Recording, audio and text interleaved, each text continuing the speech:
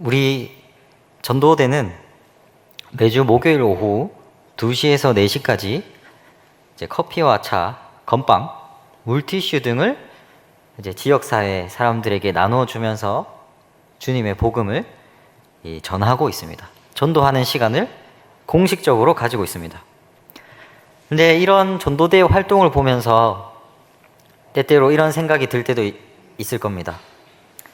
단 2시간 그 짧은 지나가는 만남 가운데에서 이걸로 전도가 가능한가? 요즘 기독교의 이 사회적 신뢰도가 바닥에 쳤는데 나가서 이렇게 하면 사람들이 더 싫어하지 않을까?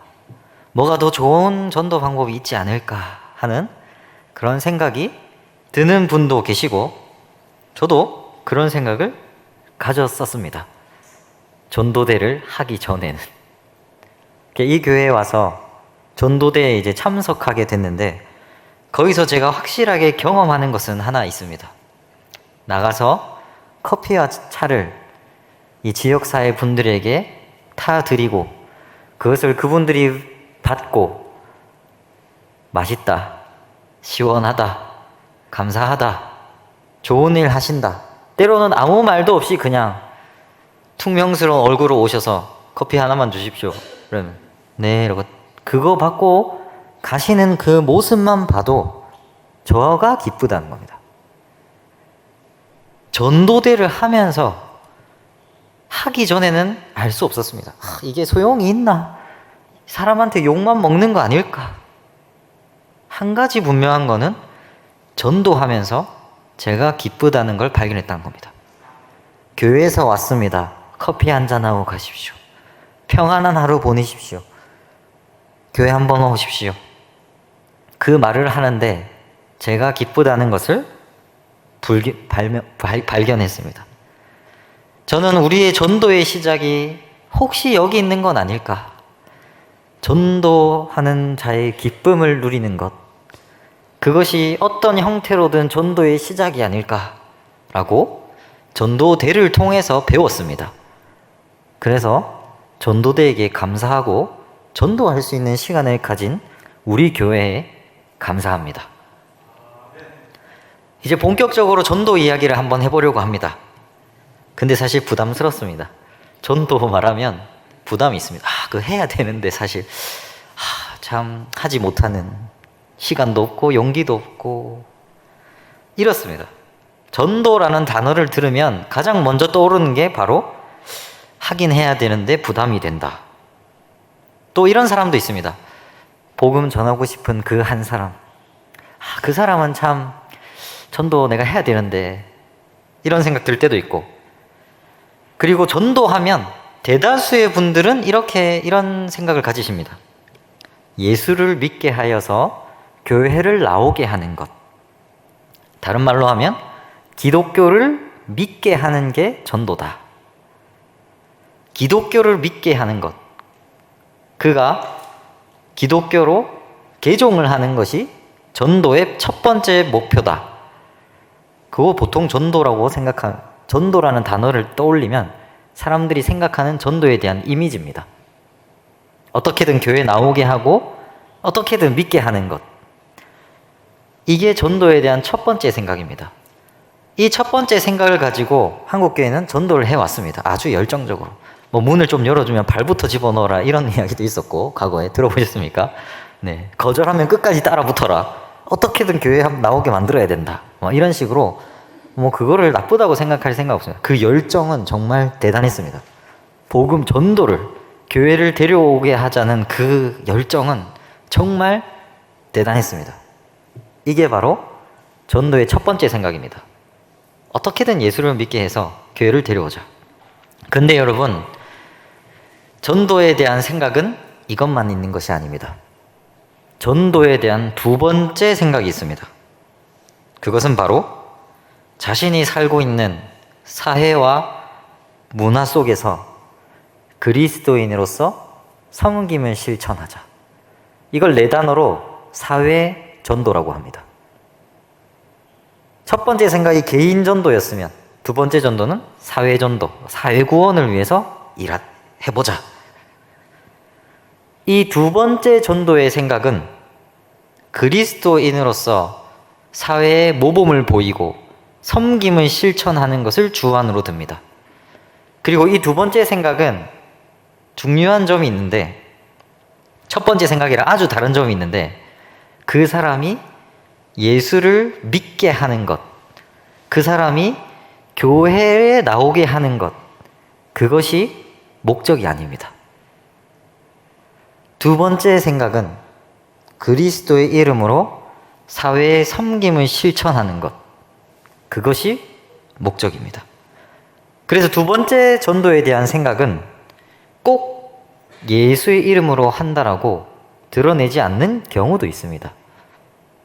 이 두 가지 전도에 대한 생각이 보통 다 있습니다. 첫 번째는 어떻게든 예수를 믿게 해서 교회에 나오게 하는 것. 두 번째는 그런 것이 아니라 그리스도인으로 모범되고 사회의 봉사와 섬김을 실천하는 것. 꼭 그 대상이 교회에 나오지 않더라도. 여러분 듣기만 해도 서로 생각이 다르다는 게 느껴지지 않으십니까? 전자는 후자를 보고 이렇게 말할 겁니다. 그게 무슨 전도냐? 결국엔 예수를 믿게 해서 교회에 나오게 하는 게 전도가 아니냐? 이렇게 말하고, 후자의 사람들은 전자의 사람에게 이렇게 말합니다. 교회만 키우고 교회만 데려오고 세상에 관심이 없으면 안 된다. 이만큼 생각이 다른 겁니다. 여러분은 어느 쪽 생각이 좀 더 여러분의 신앙에 가까우십니까? 예수를 분명하게 전해서 교회에 데려오는 것, 이거에 좀 더 전도의 생각이 가까우십니까? 아니면 굳이 예수님 이름을 말 안 하더라도 조용히 이 사회를 위해 섬기면서 실천하는 그것이 더 전도라고 생각하십니까? 뭐 사람마다 생각이 달라서, 신앙의 모습이 달라서 뭐가 더 옳고 그르다라고 말할 수 없습니다. 왜냐하면 두 가지 다 성경에 근거가 있기 때문입니다. 예수를 믿게 하고 교회 공동체로 오게 하는 것과 사회를 위해서 빛과 그림자처럼 사회를 섬기는 것, 둘 다 성경적인 근거가 있습니다. 근데 이 전도의 두 가지 방법이 둘 다 위험성이 있습니다. 첫 번째는 예수를 믿게 하고 교회에 데려오는 것, 이 생각이 너무 심하면 이 목적을 위해서 수단과 방법을 가리지 않는다는 겁니다. 이상한 수단을 써서라도, 거짓말을 해서라도, 뭔가 불법적인 것을, 사회적으로 용인되지 않는 것이라도 교회만 오게 하면, 예수만 믿게 하면 된다 라고 잘못 생각할 위험이 있습니다. 그렇지 않습니까? 그러한 잘못을 때때로 저지르고 했습니다. 반대쪽 생각도 똑같습니다. 그리스도의 이름으로 그림자처럼 사회를 섬기자. 말은 좋지만 교회의 정체성, 기독교적 정체성이 사라질 수도 있습니다. 세상에서 어떻게 잘 도덕적으로 살고 모범을 보이고 봉사하면 그게 사회를 위한 전도다. 말은 참 좋습니다. 근데 그러다 보면 그리스도인의 정체성, 우리를 구원하신 예수 그리스도, 요게 흐려질 수 있습니다. 이 두 가지 위험성이 있는 전도에 대한 생각을 오늘 조금 해결해 보려고 합니다. 전도대에서 전도에 대해서 설교를 해달라고 했습니다. 두 가지 생각은 우리가 가지고 있는 전도에 대한 다양한 생각입니다. 굳이 내가 예수님 안전해도 어떻게 삶으로 잘 보여주면 되지 않을까? 어떤 사람은 그것도 있지만 결국엔 예수를 전해야 되지 않느냐? 요 두 가지 생각을 이을 수 있는 방법이 하나가 있습니다. 오늘 본문으로 들어가겠습니다. 본문에 그 힌트가 있는 것 같습니다. 오늘 본문은 이스라엘이 바벨론에 의해서 멸망한 뒤의 이야기입니다. 이스라엘이 멸망해서 포로로 바벨론에 끌려간 상황입니다. 하나님의 언약 백성이요, 하나님이 지켜주시는 나라라고 생각했던 이스라엘 백성들이 전쟁에 졌습니다. 망했습니다. 포로가 되었습니다. 고향을 잃었습니다. 그때 이스라엘 백성들은 방황에 빠졌습니다. 이제 어떻게 살아야 하나? 하나님의 언약이 취소되었는가? 언약 백성 나라가 없어졌는데, 그때 선지자 2명이 하나님의 말씀을 전합니다. 근데 선지자 이 2명의 이야기가 다릅니다. 한 선지자 이름은 스마야라는 선지자입니다. 한 선지자 이름은 우리가 잘 아는 예레미야라는 선지자입니다. 예레미야는 나라가 멸망하고 포로된 이스라엘 백성에게 오늘 본문 5절부터 7절까지의 말씀을 전합니다. 자신을 멸망하게 한 바벨론을 위해서 평안을 구하고 그곳에서 먹고 일하고 결혼하고 자녀를 낳고 살아라. 자신을 멸망시킨 그 나라의 평안을 구하라. 정착해서 살아라. 이런 예언을 예레미야가 합니다. 이 예레미야의 예언을 듣고 있던 스마야가 이렇게 말합니다. 29절에 나타나 있습니다. 스마야는 예레미야를 보면서 이렇게 말합니다. 미친 자여, 저 예레미야에게 쇠고랑을 채워야 한다. 우리를 멸망하게 한 바빌론에게 왜 평안을 빌어야 하는가? 우리를 포로로 끌고 온 이 바빌론에게 왜 평안을 빌어야 하는가? 그렇게 예언하는 예레미야 미친 자다. 목에 쇠고랑을 채워라. 감옥에 가둬라. 저는 좀 납득이 됩니다. 이스라엘이 멸망해서 포로로 끌려갔는데 그 백성에게 필요한 말씀은, 그 백성이 원하는 말씀은 이런 것이었을 겁니다. 너희는 곧 돌아갈 것이다. 걱정하지 마라. 지금은 나라가 멸망했지만 기다림은 길지 않을 거다. 그 땅 가운데에서 언제든지 떠날 준비를 하고 바벨론인들과 함께하지 말라. 이런 말씀이 백성에게 위로와 희망이 됐을 겁니다. 나라를 멸망했으니. 그런데 오늘 본문은, 오늘의 예레미야는 백성들이 원하는 것과 정반대 이야기를 하고 있습니다. 그 땅을 위해 평안을 빌라. 이 말씀을 전하는 예레미야를 비판하는 스마야의 생각이 이해가 됩니다.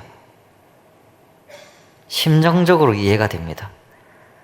적국 바벨론의 평안을 구하고 거기서 잘 살으라니, 이게 어떻게 하나님의 말씀이란 말입니까? 우리 언약 나라, 언약 백성을 파멸케 한 이 나라를 위해서 평안을 구하라니, 이게 말이 됩니까? 근데 이게 하나님의 올바른 예언이요 말씀으로 전해진 것입니다.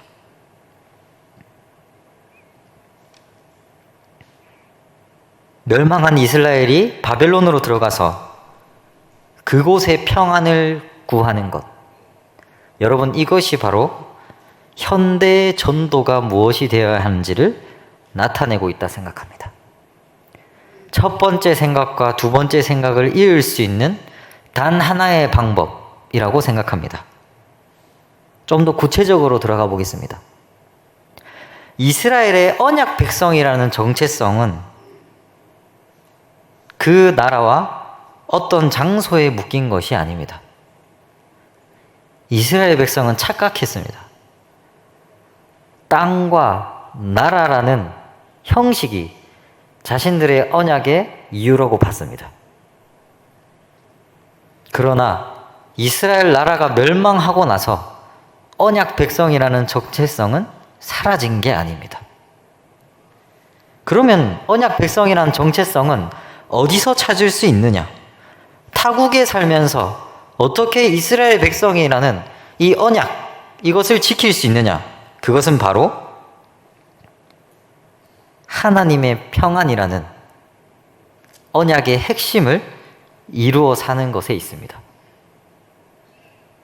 쉽게 말씀드리면 하나님의 말씀과 뜻을 구하면서 사는 것에 언약 백성의 정체성이 있었다는 겁니다.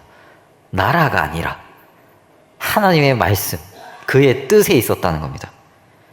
하나님의 언약은 하나님이 친히 이스라엘에게 주신 겁니다. 따라서 이스라엘은 나라가 멸망해도 포로로 끌려가도 그 상황이 변한다고 언약이 폐기되거나 무효화되는 것이 아닙니다. 오늘 하나님은 예레미야를 통하여 이스라엘 백성에게 이렇게 요청하고 있는 겁니다. 나라가 멸망했을지라도, 나라가 망했을지라도 너희는 바벨론에 들어가서 하나님의 언약 백성으로서의 평안의 삶을 보여주어라. 언약 백성의 정체성을 바벨론의 한복판에서 보여주어라. 이렇게 이스라엘에게 요청하고 있는 것입니다. 굉장히 놀라운 요청입니다. 타국에서 하나님의 언약 백성이라는 것을 발견하고 하나님의 평안을 이룬다. 당시 이스라엘 백성에게 언약과 하나님의 평안은 자기 나라만 생각했습니다. 자기 나라. 이스라엘 나라가 잘 되는 게 평안이다.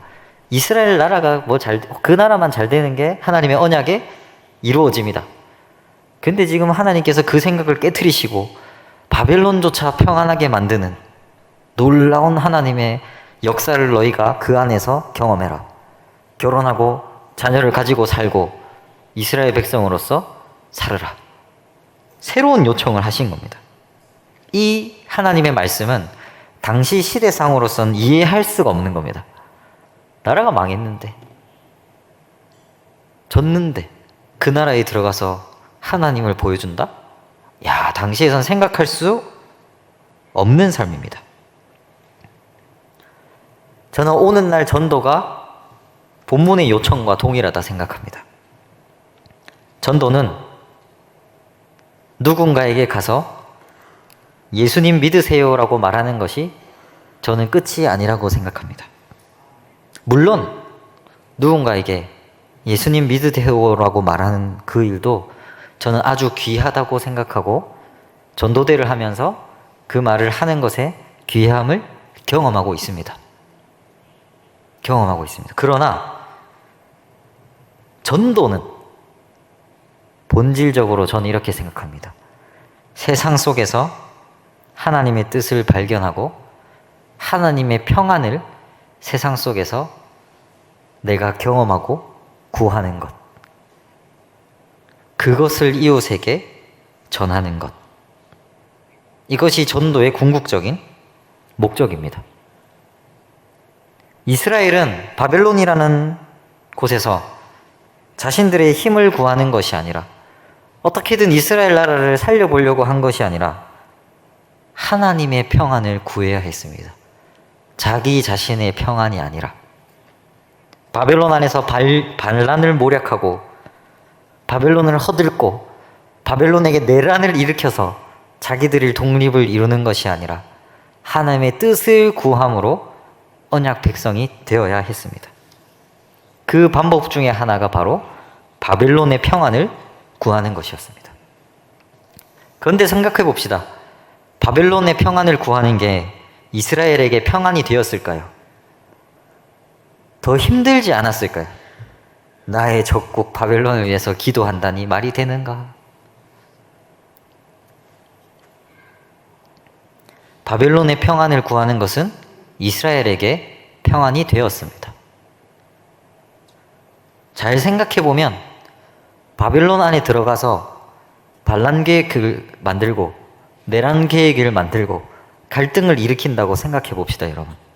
하나님의 이름으로. 그것이 어찌 평안이겠습니까? 그것이 어떻게 하나님의 뜻이라고 할 수 있겠습니까?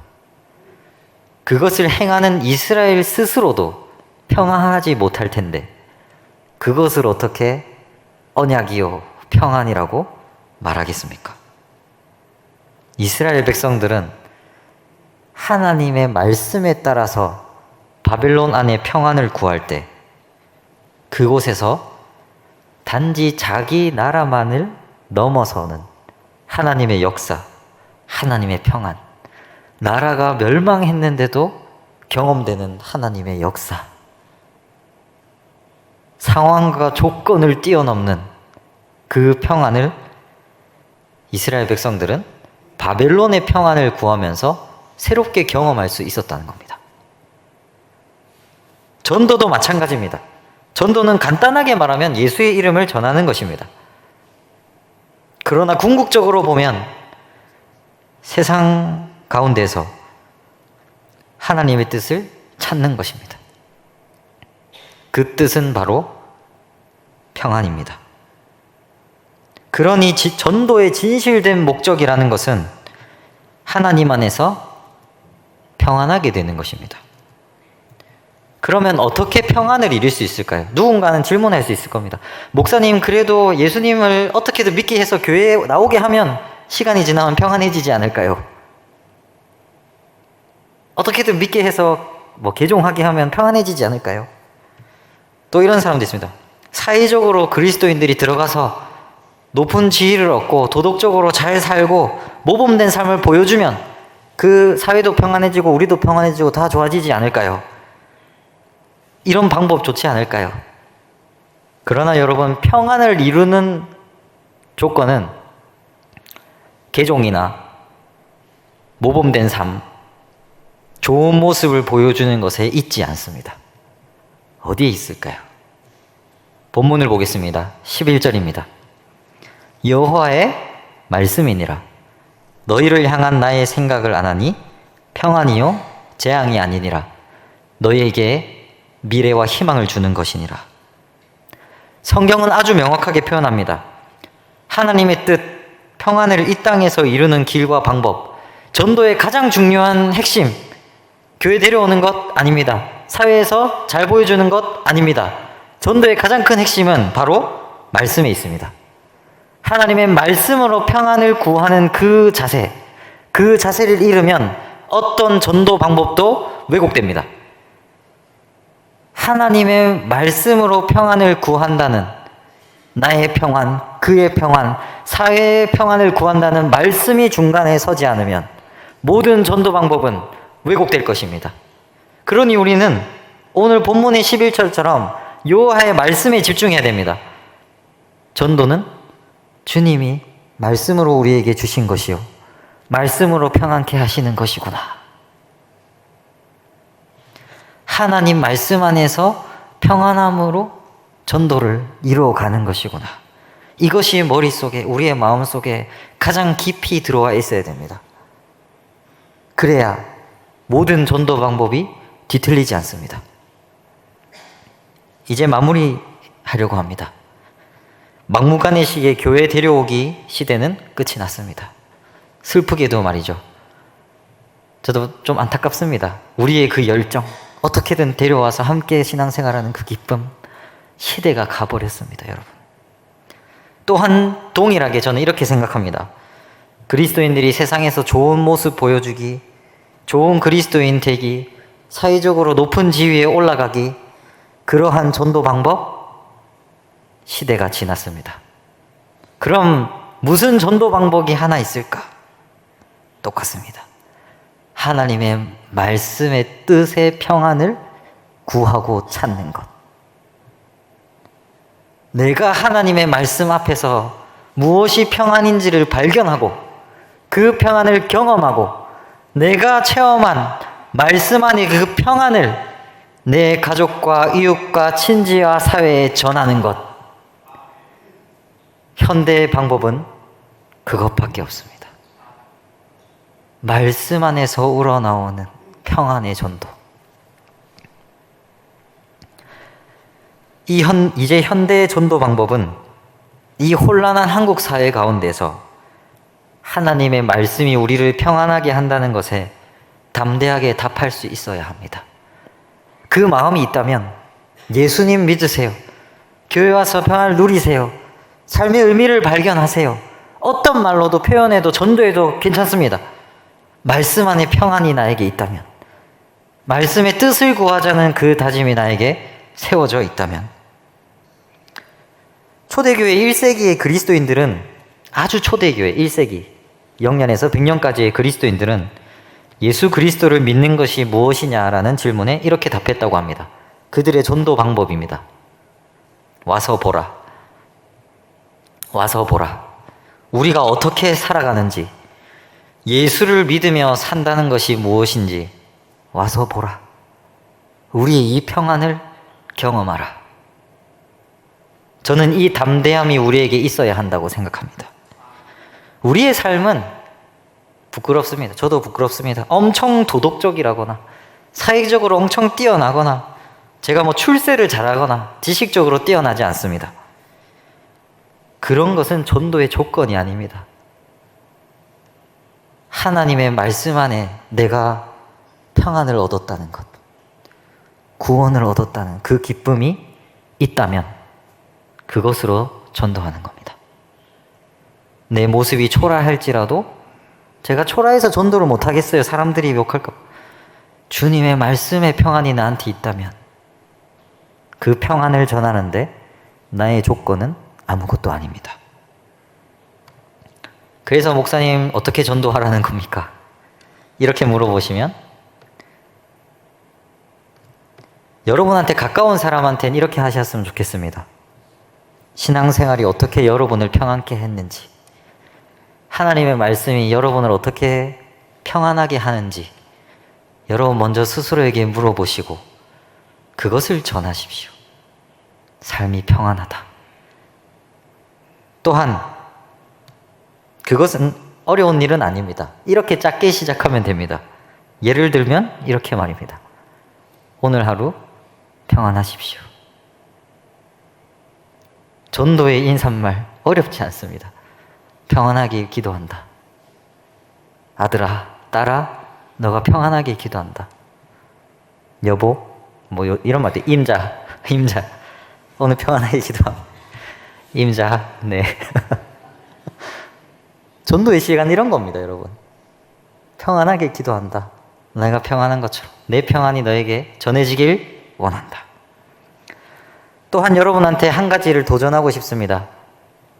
목요일 소망전도대에서 그리스도의 평안을 나누는 기쁨을 경험해 보셨으면 좋겠습니다. 물론 어려운 것도 있습니다. 누군가에게 우리가 받은 평안을 이야기한다는 것, 꽤 즐거운 일입니다. 해보니 좀 재밌더라고요. 물론 땀 뻘뻘 흘리고 더운 것도 있습니다. 평안을 거는 교회 한번 와보세요. 차 들고 우리 함께 예수님 한번 믿어보세요. 제가 평화롭더라고요. 그 평안을 여러분이 전도하는, 물론 전도대에 오셨으면 좋겠지만 전도대가 아니더라도 여러분의 삶 가운데 이 평안을 전하는 전도를 통해서 여러분의 삶의 평안을 누리셨으면 좋겠습니다.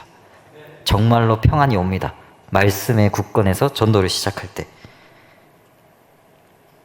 참여가 어려우시다면 기도해 주시옵소서. 기도해 주세요. 우리의 삶이, 우리 교회가, 우리 사회가, 우리 가족이, 내 친구와 친지가 평안하도록, 말씀 안에 굳건히 세워지도록 기도해 주십시오. 여러분의 그 기도를 통해서 우리 전도대가 힘을 얻을 것이고, 여러분의 기도를 통해서 이 혼란한 한국 사회 가운데 말씀의 평안함을 전하는 전도가 시작될 것입니다. 저는 그것을 기대합니다. 주님 안에 평안을 전하는 전도, 누구도 막을 수 없는 말씀 안에서의 전도, 그 기쁨을 우리가 함께 누리기를 바랍니다. 그 전도로 초청합니다. 함께 전도합시다.